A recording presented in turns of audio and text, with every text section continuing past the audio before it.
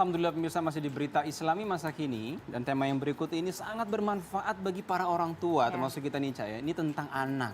Ya, apa temanya? Betul, karena gini, memang bakat anak itu kan setiap anak mempunyai bakat yang berbeda-beda. Tapi ternyata salah satu cara untuk kita bisa mengetahui bakat anak itu melalui sidik jari. Wah, ini penting banget ya. Supaya kita bisa lihat nih anak kita bakatnya kemana, ada hubungan dengan sidik jari. Untuk lebih jelasnya, ini dia berita.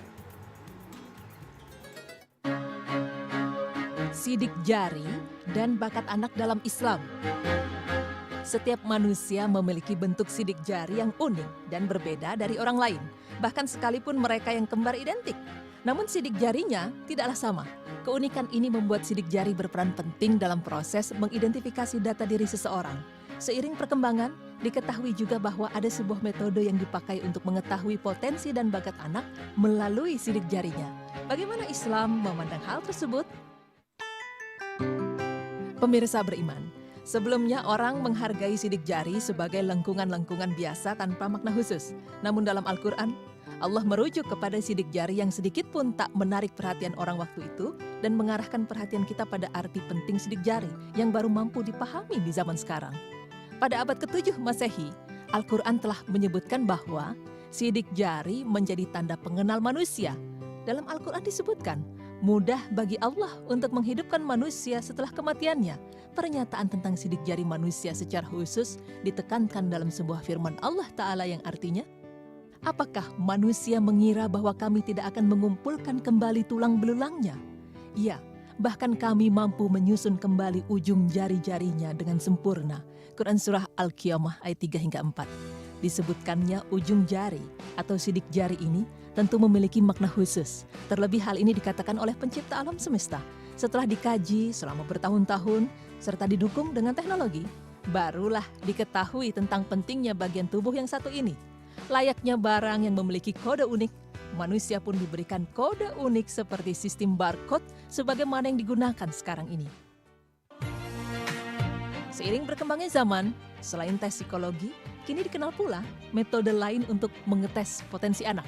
Adalah sebuah metode pengukuran dengan pemindaian sidik jari anak untuk mengetahui gaya bekerja otak yang paling dominan dalam kaitannya dengan potensi bakat, motivasi, karakter, dan gaya belajar anak. Proses analisis sidik jari ini dianggap dapat memberikan arahan bagi orang tua dalam menentukan pola pengasuhan yang tepat, serta mendeteksi sampai sejauh mana daya tahan seorang anak terhadap stres. Dikatakan pula bahwa hasil dari analisis sidik jari ini bersifat objektif tanpa dipengaruhi unsur kondisi fisik seperti sehat atau sakit dan unsur psikologi seperti sedih, senang, atau tertekan. Dengan metode ini, diharapkan orang tua juga bisa menemukan potensi kekurangan atau kelemahan pada anak, sehingga dapat ditentukan solusi yang baik supaya anak tetap bisa berprestasi dan produktif, termasuk mengenali dan menerapkan gaya belajar yang tepat bagi anak sesuai dengan bakatnya. Ilmu yang dipakai untuk menganalisis potensi berdasarkan sidik jari ini disebut dermatoglyphics. Inilah ilmu yang mempelajari pola guratan kulit atau sidik jari serta hubungannya dengan genetika tubuh manusia. Dalam beberapa penelitian, para ahli di bidang dermatoglyphics dan kedokteran anatomi tubuh menemukan fakta bahwa pola sidik jari bersifat genetis. Ibarat sebuah kode khusus dalam diri manusia yang tidak bisa dihapus atau diubah. Kode ini pun sudah muncul ketika janin berusia 13 hingga 24 minggu.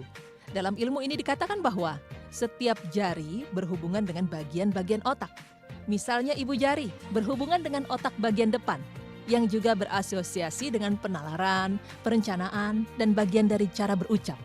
Namun dasar-dasar tersebut mendapat penolakan dari bidang ilmu neurologi atau ilmu yang mengkaji saraf manusia. Alasannya, semua bagian yang ada di otak terhubung dengan semua bagian jari. Ketimbang mengendalikan tiap jari dengan satu bagian otak masing-masing, seleksi alam akan memilih mengendalikannya cukup dengan 1-2 bagian.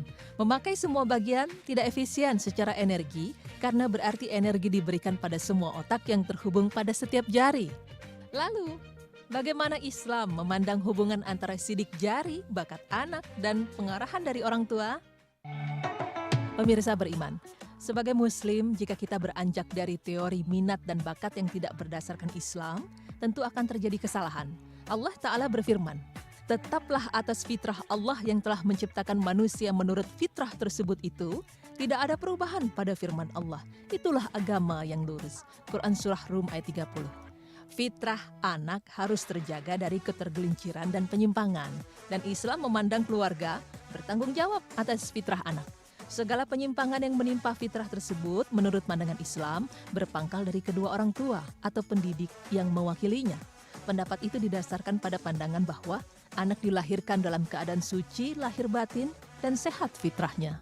Lebih jauh, setiap anak harus berminat untuk mempelajari hal-hal yang wajib diketahui hukumnya.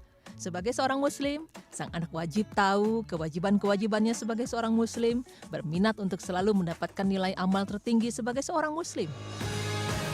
Pemirsa beriman, demikian pemaparan kami. Semoga bisa memberikan manfaat terutama dalam mendidik anak-anak kita. Dan semoga anak-anak kita tumbuh besar menjadi anak-anak soleh dan soleha. Amin. Ya Rabbal Alamin.